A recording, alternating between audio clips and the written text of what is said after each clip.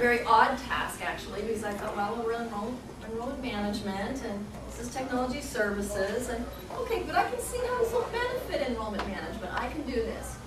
So we started going through the applications, and I have to say that once we got to Rick's CV, we looked at it, we dissected it, we said this, and the words actually came out of, I don't know whose mouth, this guy has to be too good to be true.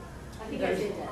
Okay, yeah. There's no way that this is a true individual. We said, you know what, let's try it out. I mean, you know, he looks good on paper, let's bring him on in. So we brought him on in for the interview. He interviewed, and guess what? He was as good as he was on paper. So then the next question became, why does he want to come here? He was at a relatively lucrative job that he was leaving, and he had a great history, and we just didn't really understand it. So the second time we brought him in, he could probably tell on our faces that, God, I'm really wondering why I want to come to UCR. So we didn't have to ask the question. Thankfully, he volunteered the information.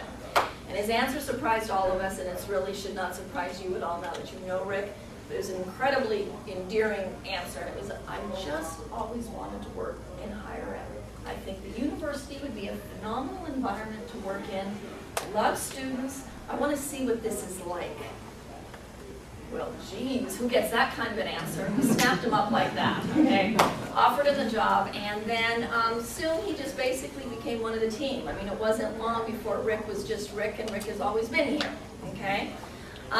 Soon he got pulled into enrollment management and all their projects, and obviously my UCR is the big one that Rick's doing it. We had a big lunch yesterday to talk about that. Got pulled into, and Rick seemed to still have that quiet demeanor, you know, doing very well, still loving the environment that he chose to be a part of. But I'll never forget the day that I walked down into his office in the basement, and all of a sudden there was a new addition to his office, and it was the fountain. Okay? There were stress balls on his desk. Oh, Rick, how's it going? No, really, how's it going? But in all seriousness, you've been an incredibly valued asset, obviously strictly from the enrollment management perspective, but I know across student affairs, Rick. There are initiatives that we would not have had the courage or the gumption or even the vision to even talk about if we didn't know that you were leading the technology services group. And piggybacking on what Jim said, you've assembled a team that is just an absolute roster of stellar professionals that we can rely on at any time to do that. And then obviously under your leadership, we know that things are going to get done. So you're definitely going to be sadly missed. And I have to say that obviously our loss is their gain. But I'm very, very fortunate that we've had you for the time that we've had, because we've gained in ways that I don't think we ever thought we could. So thank you very, very much for your contribution.